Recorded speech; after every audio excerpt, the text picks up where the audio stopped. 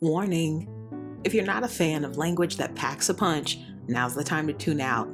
But if you're ready for some real talk, stick around and enjoy the ride. Hey! Hey, girl.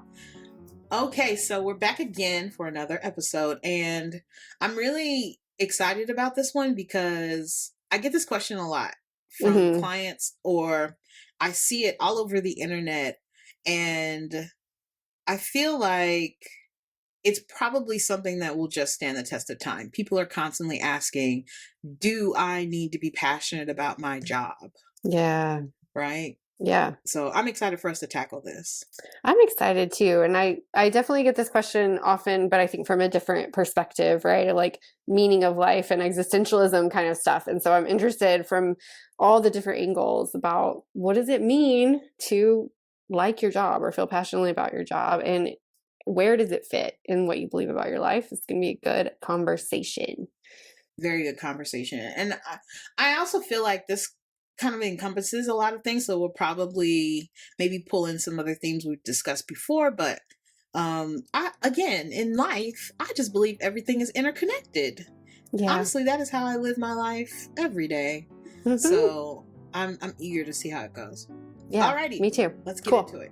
Yeah. My name is Tramel D. Jones, and I am a strategic career coach. I am Bonnie Scott. I'm a licensed professional counselor in Texas. For women and marginalized communities, work is hard. Especially at this point in the pandemic and in our lives. There's such a toxic workplace in most jobs. Or you're bringing your own trauma history and making decisions from that place. From the experiences that we're both having individually, now we get to join forces and help the world not have to go through those same pitfalls, right? We're going to do it with kindness and love for each other and all the women out there doing this hard stuff. Welcome to the Work and Wellness Podcast. So everybody and their mother at work on your team is not going to be as passionate about being there as you are. I think some people are having issues with this. They're under the impression that, well, I'm just seeing a lot of questions online and in different places where people are like, I don't like my job, and like, what's wrong with me? And like, I'm not passionate. Is that okay? And like, is it too early to quit if I don't like my job in 1 month? Yes, these are things I've seen quite often. Ooh, okay. Do you have thoughts? I hate to see their relationships, but anyhow. I know.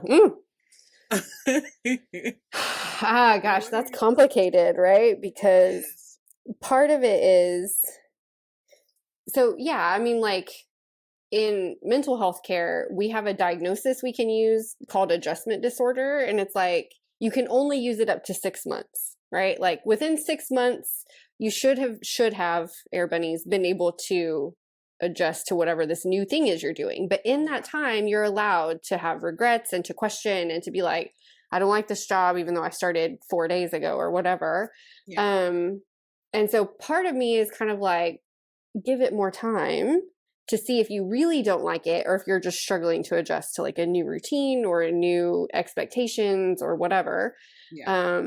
But the other half of that is kind of like, well, yeah, life is short. So if you look around and it's toxic or it's unsafe or it's asking you to do something you don't want, that's different.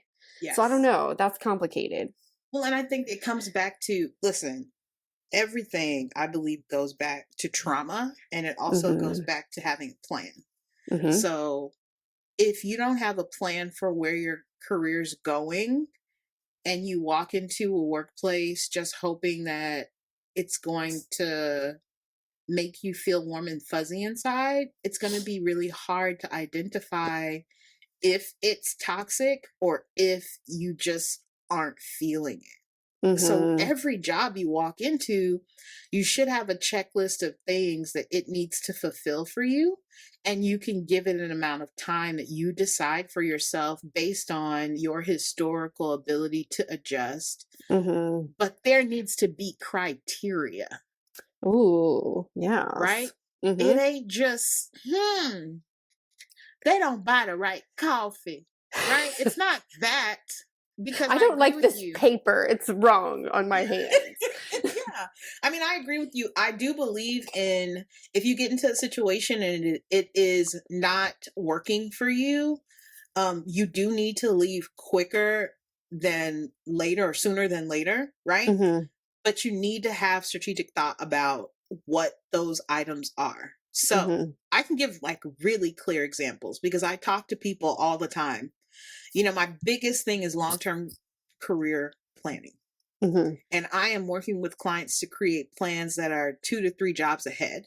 Mm-hmm. So if I walk into a position that I thought was going to prepare me for position number 2, and I'm at position number 1, and I Mm-hmm. get there and it's totally different, it's not moving the needle to prepare me for position 2.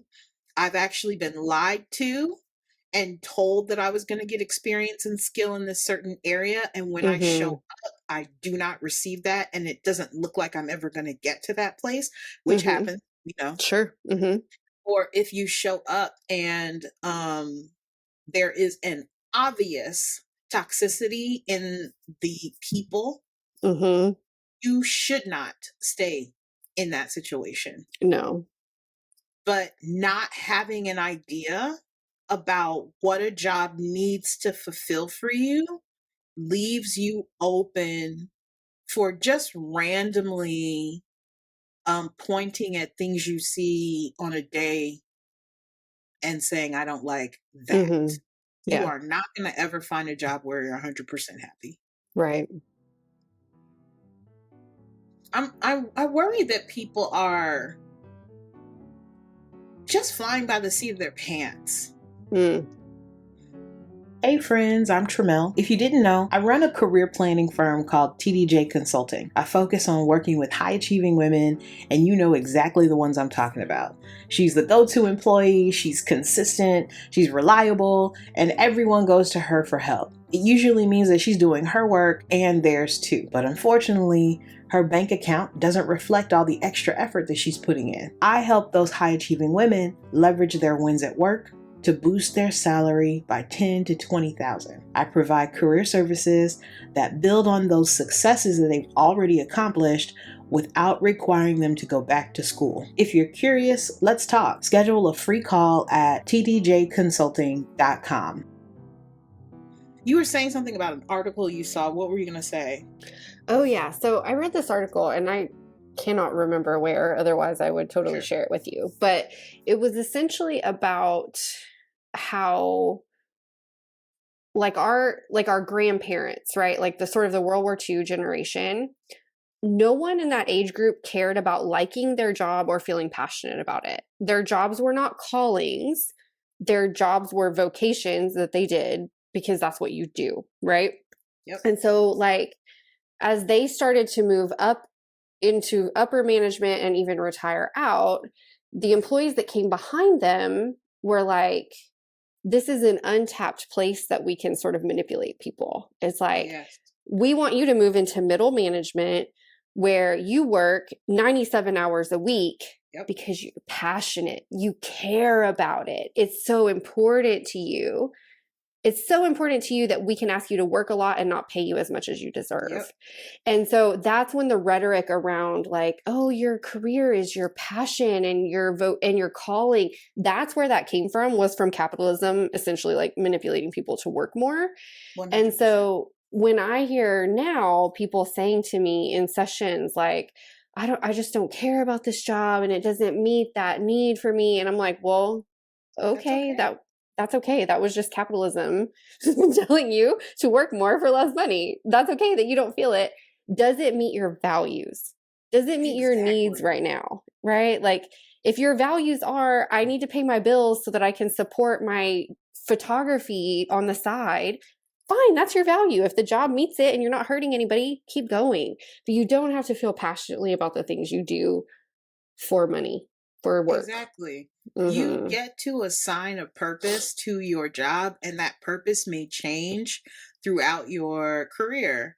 Mm-hmm. Many of us started out working at maybe a 7-Eleven, or, maybe we worked at the roller rink because we just needed the money, right? And it's okay for you to be in a place where this is just a right now job. I ain't staying here for forever, but you know, I'm trying to pay these bills, or I'm in college and I'm trying to make it happen, or my kids need diapers and this is what does it for right now, right? Yep. Nothing is wrong with that. I think people are really being fed the shame and guilt of if you don't have a career that is like focused on this pinnacle, something's wrong with you. So Yeah. I talk with clients also about that, about it. If it's okay if money is your only need for this job, Yeah. nothing is wrong with that. Right. But there's still strategy in that. It means that you create a persona that when you walk into work, you are doing your job and you leave. And people have a hard time with that. Well, what are people going to think? Are they paying the bills? Then who cares? It really comes down to, I don't want you to be a subpar employee, right?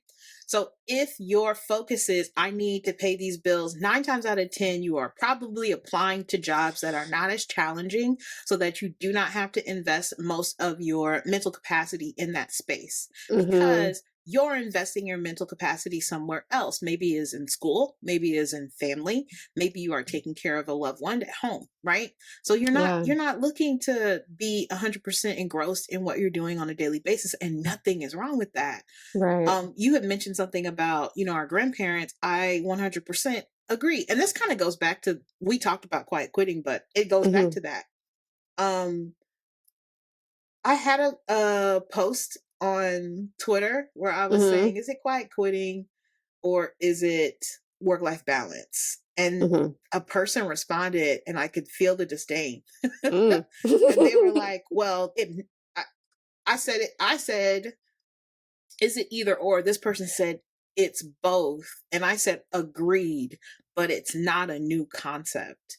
And this person was like, well, it is to those who have been raised to believe that you go above and beyond. And I was like, it sounds like there is a, what is the word? Clashing of generations.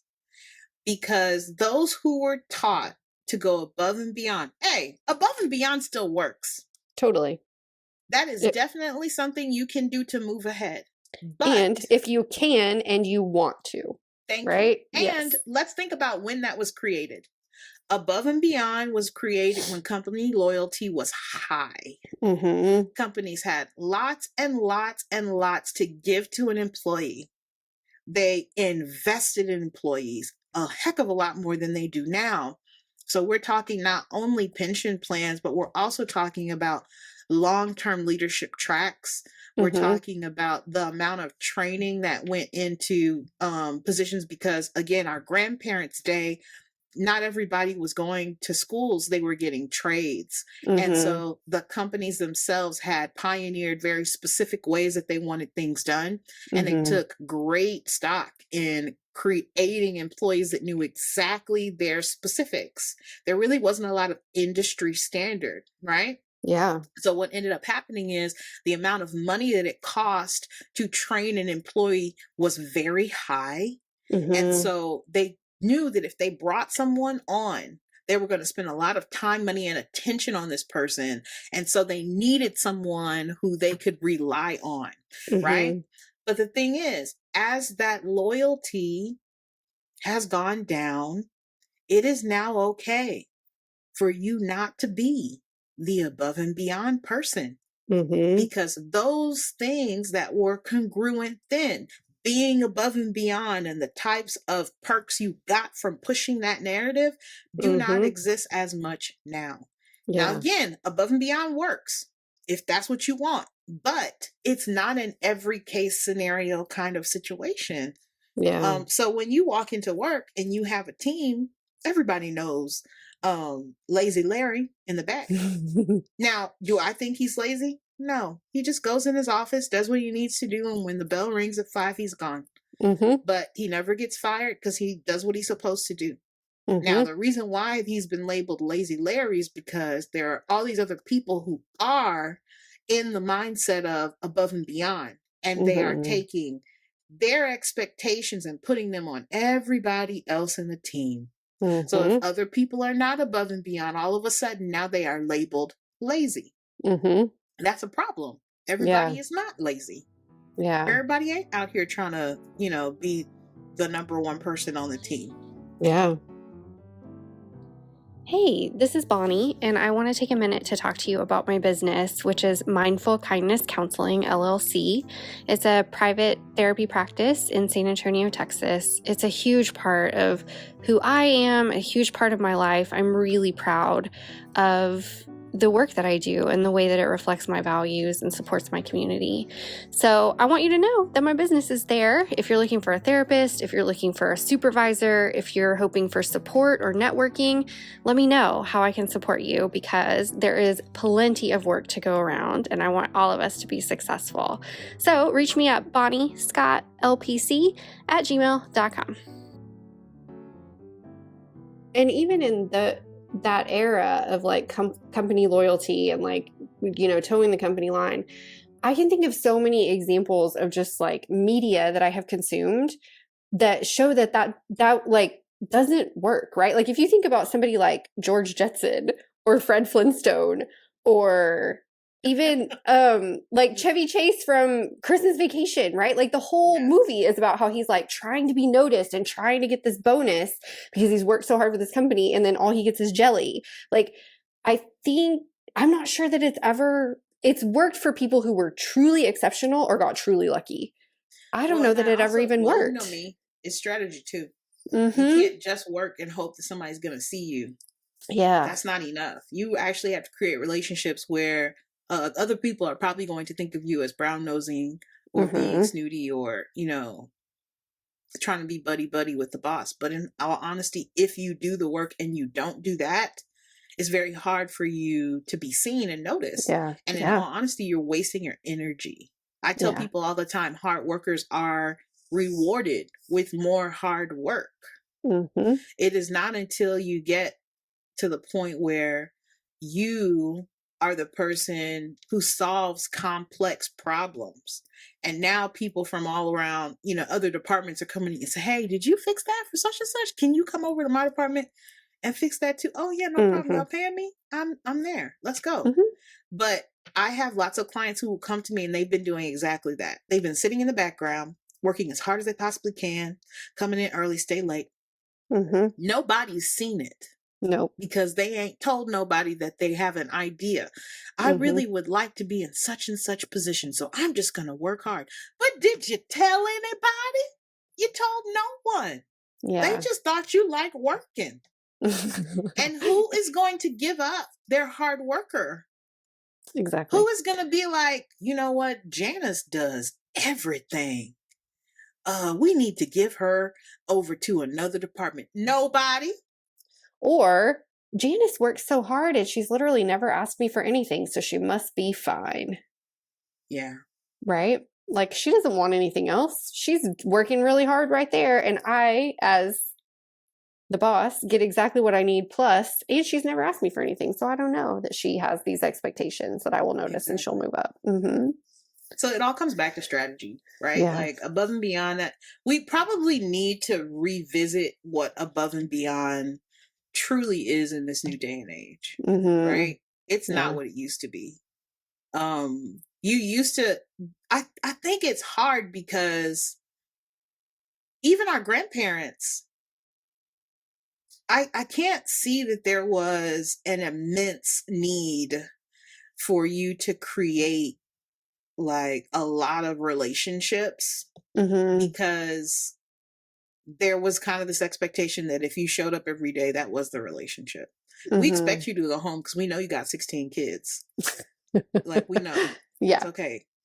Like, we know you're leaving, right? It was kind of this expectation across the line that we're all here to do a job. We're going to do it. We'll all go home and then we'll take care of each other. But again, when company loyalty started to come down, I feel like if there were, I need data, man.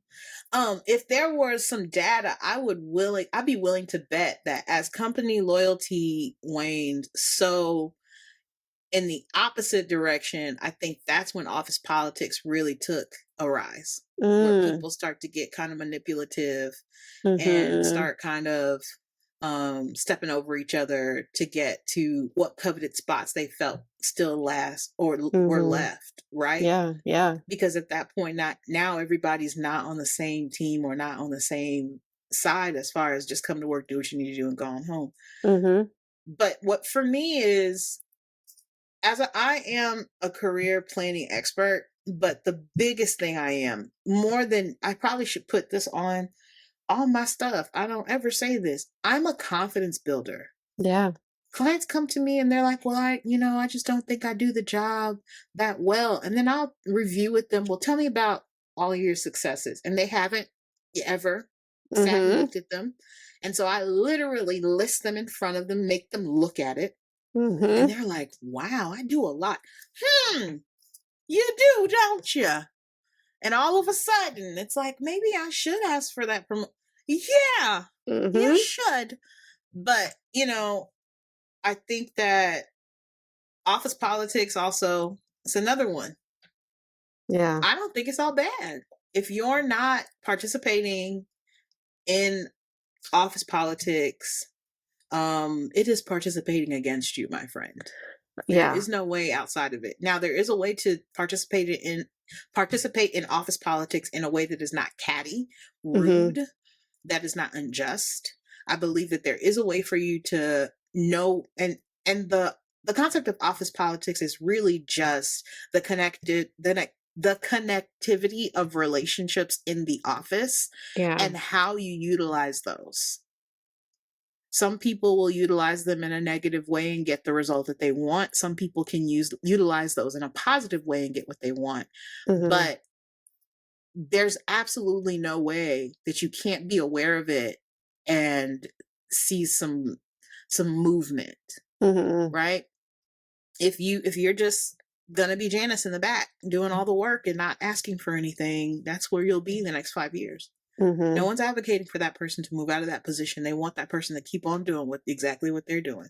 Nothing's wrong. Nothing's broken. Don't fix it. Yeah. So I'm curious because, I recently heard a story that was sort of similar to this, which is this person who's worked for a major company for several years at this point, and for the past 3 or 4 has tried out in the yearly be promoted interviews, right? And so one year it was like, well, you're too new to the company, so not yet. Cool. The next year it was like, well, we don't see any projects that you've worked on. And this person was like, well, I did all of that, but I was quiet about it. I'm a team player. I wanted the team to get the credit, right? So taking that feedback, the next year they went back and they were like, look at all this stuff I did. Isn't it great? And they were like, this is too braggy. There's no way you did all that by yourself. So it's like, how do you find this balance of, I am a team player and I am showing up and I'm doing this stuff, but I'm not being braggy so that you use that against me too. I mean, it's just such a fine line. It is, in all honesty, it goes back. If you go into a position, and I tell people all the time, there's nothing wrong with you telling an employer in the interview what your long-term goal is. What it does is it creates an easy understanding that this person is not going to be here forever, that this person is interested in being a mover and shaker, and that we as the company will reap the benefits of their creativity and hard work while they are here. Right? So what happens is, think of this. This person came in, was quiet, and then had this drastic change. How easy is it for someone to believe a drastic change? But if this person had come in from day one and was like, my goal is in the next 6 years, and you always pad the numbers. If I can get that out there, you always pad the numbers. If you want to be somewhere in 3 years, you say more, you say longer. And the reason why is because sometimes you can get there quicker, but you're really wanting to fend off people looking at you to be, what's the word? opportunist. Okay.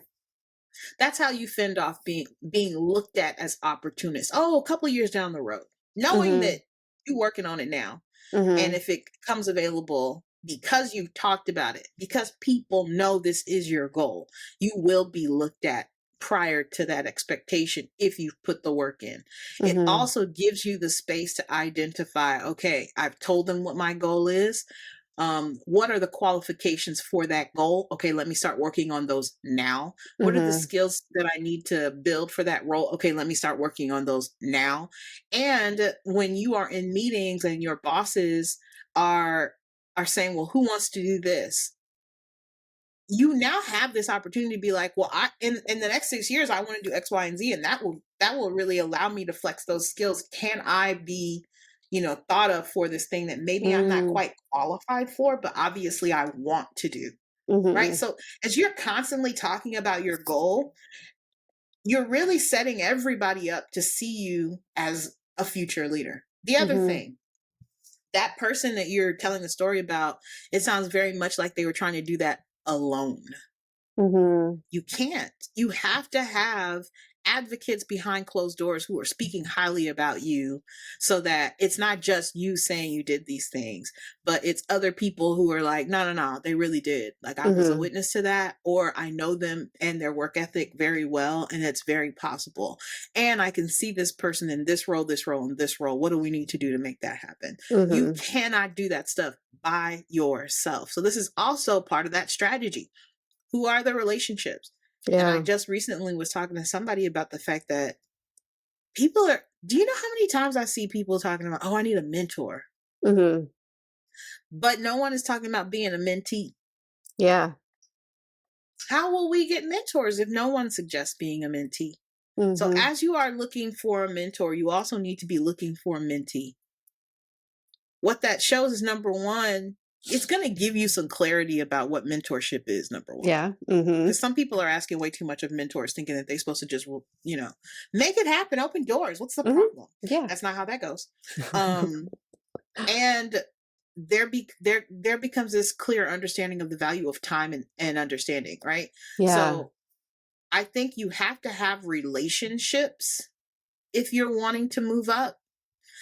People who are going to speak highly about you behind closed doors, advocates. I personally believe that mentorship and coaching are super helpful, and there's a difference. A mentor is somebody who's been where you're wanting to go and can give you non-biased, that's the biggest part, non-biased advice about how to get there and who to talk to. This person, 9 times out of 10, shouldn't be at a company where you're currently working. If you have a mentor in office, that's great, but don't let that be the only mentor you have, because a lot of times that mentor who works at the same company as you, their loyalty is more so going to be to them and the company than it will be to you. Yeah. So I would really diversify that out. If you do have a mentor or a colleague who can be an advocate, I think more so advocates work where you work.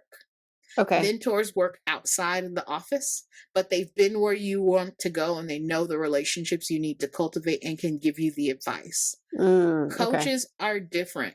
Coaches are going to come back and strategize with you about the advice you were given, or can give you advice and walk you through it. They're going to be there. A mentor, they're rather successful and may not have as much time for you. Yeah. A coach, you should be paying for their time, which makes you want to incentivize doing what's been asked of you, but you also have somebody to go back and check your work with. Yeah. You don't want to just do something and hope it works.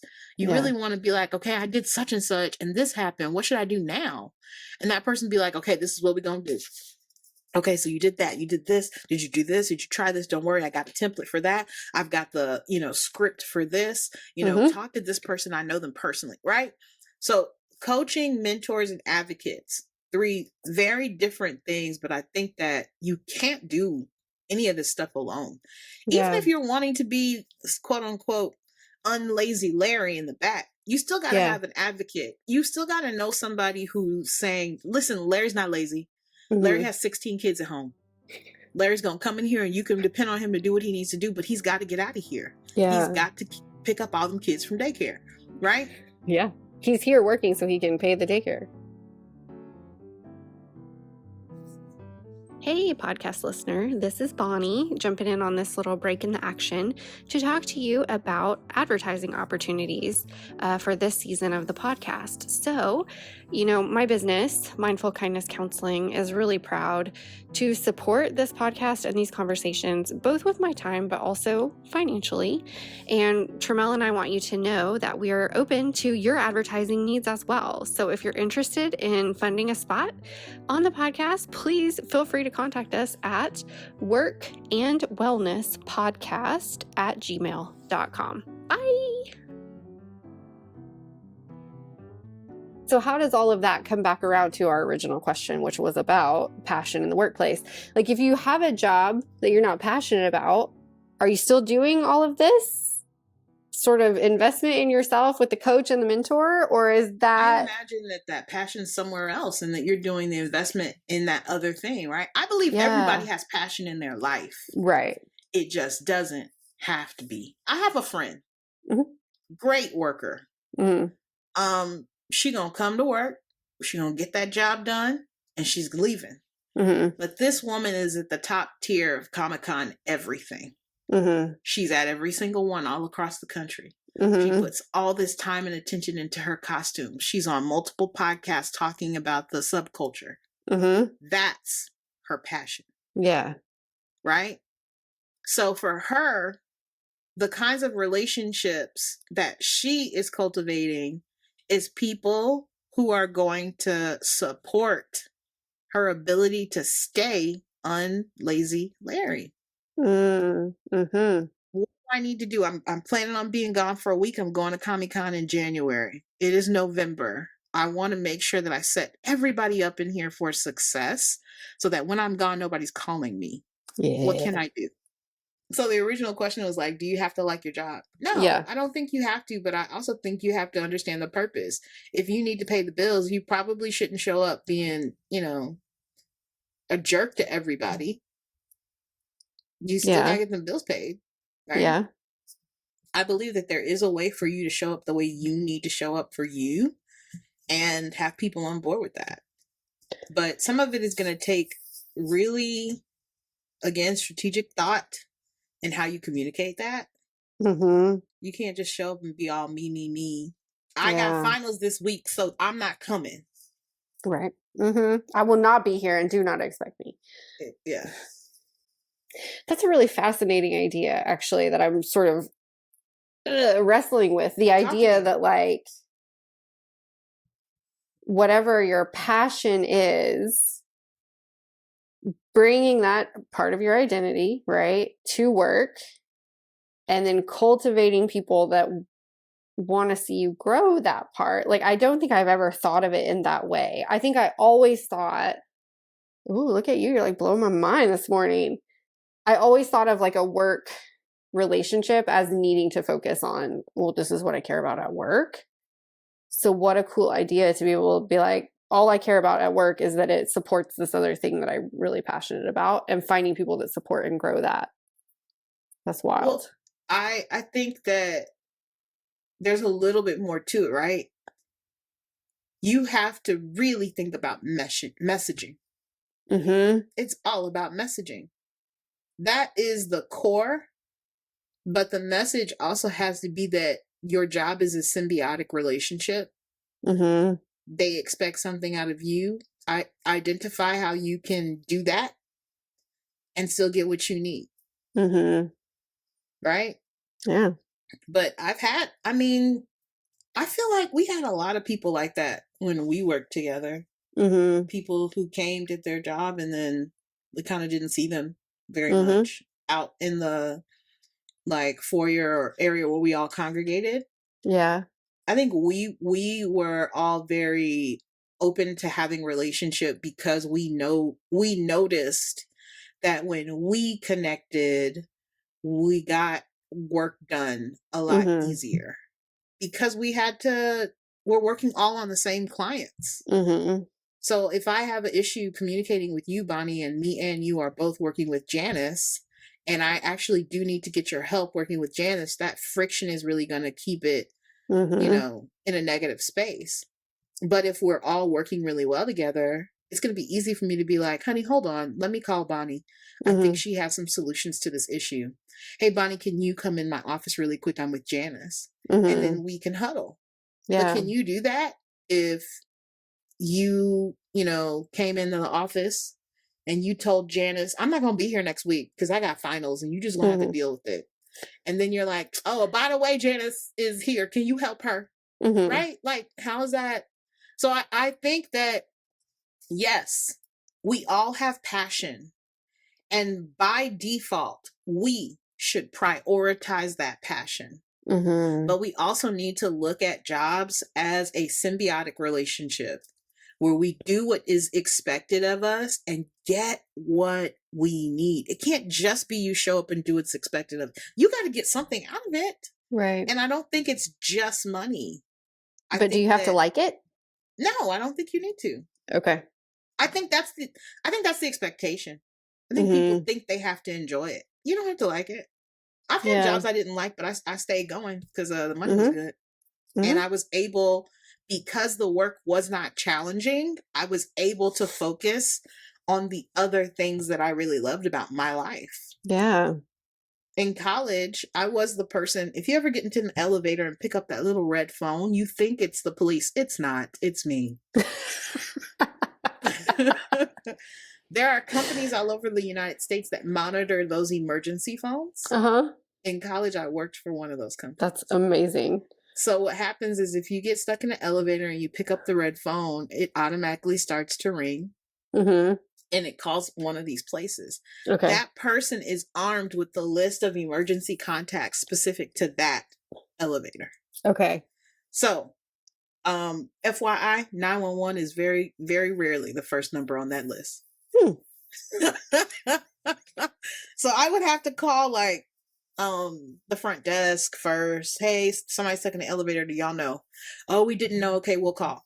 Okay, great. Or if they don't answer, then I have to call the next person on the list. Hey, the owner of the building, somebody's stuck in your elevator. Did you know? No, thank you for telling me. I'll get right on that. Okay, that person doesn't answer. I need to call the next person. The elevator company. Hi, somebody is stuck in an elevator that you service at such and such place. Can you go? No one answers that number. Now I call the police. Now I call 911. Never do we ever call 911 first. Okay, this was a crazy job, and it was really frustrating because I sat in a room by myself for hours on end. Have you met me? I don't want to be alone. No, that's not the job. That ain't it. But there were so many times where those numbers didn't work. Oh, yeah. And if you live in Texas and you are monitoring a phone in New Jersey, you can't just call 911. You have to find out what the emergency number is for that location. So there were lots of times where I had no calls and then one call that would be super crazy because I didn't know the numbers I was calling weren't working, or I couldn't identify where the emergency contact was, and there's this person in distress, right? It was a really stressful job, but I made such good money. And I was in college, Yeah. Did I like that job? No, not really. I was always worried that someone was going to have crash to their serious death issues, and, But I kept going, and I also was in college, so I did have those kinds of conversations where I was like, okay, I'm not available here, and here because of finals, but what other areas can I jump in for y'all so that you still, have the support you need? And they were open to moving things around because they did understand that I was in college and I did my job well when I was there. So do you have to like your job? No. But if you are a person who wants to like your job, create criteria. Identify what boxes is this job supposed to be checking for you? Does it prepare you for job 2 and 3? Is this a necessary evil that you'll need to go through in order to get to the next position? If not, get out of there sooner than later. But of course, we know that it's probably not best to leave until you have another job offer that's signed and ready to go. So some of this is going to be mindset. Some of the time you're going to have to get your mind together before you go into a workplace where you're not happy, where you say, I'm only here until I get this other job. I'm only here until I get this first paycheck. I'm only here until whatever it is for you. Right? And I find that a lot of people don't do that. What they do is they hit burnout instead because they just stay. Well, I'll just take it. Okay, that's fine. But if you just take it, remember that your focus needs to be somewhere else. Are you preparing for something next? If not, get in there, get out. Don't worry about what Susie is doing in the coffee room, drinking up everybody else's stuff. Like, who cares? Yeah. Like, so those are not the office politics we want to hear about. No, not at all. Now, I do want to say, and I think you, of course, of all people can harp on this with me. If you are in a justifiable toxic workplace, please leave. Please talk to somebody. Please be strategic about the messaging that you put out in that situation, because everything can be used against you. But your well-being is what's most important in those situations. And I think we've said this on this podcast before. I think that abusive relationships and toxic workplaces are very similar. So sometimes you may be holding on for the clients or holding on for other people or stakeholders in your company, thinking that you're doing the best, but you're what's important. And it's very different to learn to tolerate being uncomfortable because it's worth it to push through it versus tolerating being abused. Those are very different. And nobody who cares about you is going to suggest that you do the second one. Somebody might be like, hey, it's worth it to push through this. How can we sort of ground you and manage this anxiety or whatever? That's its own set of skills, and that's important in its own way. Anybody who cares about you is not going to encourage you to stay somewhere where you're being abused and just like learn to tolerate it. Yeah. And those people who say that, stop talking to them about it. Move on to someone who actually does care about your well-being and is happy to give you strategic thought about what to do next. I think also we normalize having the one crazy friend who's just always complaining, right? So let's not just sweep it under the rug as always complaining. Yeah. You know, take time to really listen to your friends and give them non-biased, advice on, okay, friend, that actually sounds toxic. Let's come up with a plan. Yeah. So I'll say that. Yeah. Well, this was good. Yeah. I think we've covered all the bases, right? I think really so. Come down to like where you are in your life, what you need, but being okay with whatever decision you decide with the purpose you assign to your job. That's okay. Right. Everything's okay. Yeah. Yeah. I'm sure there's a lot of heated opinions about this. So I would be interested to hear from people if they're like, oh my gosh, you're way off base or whatever. But yes, please reach out to us. We want to hear what you think. And I'm even happy to come back and tackle this again with the insight of other people.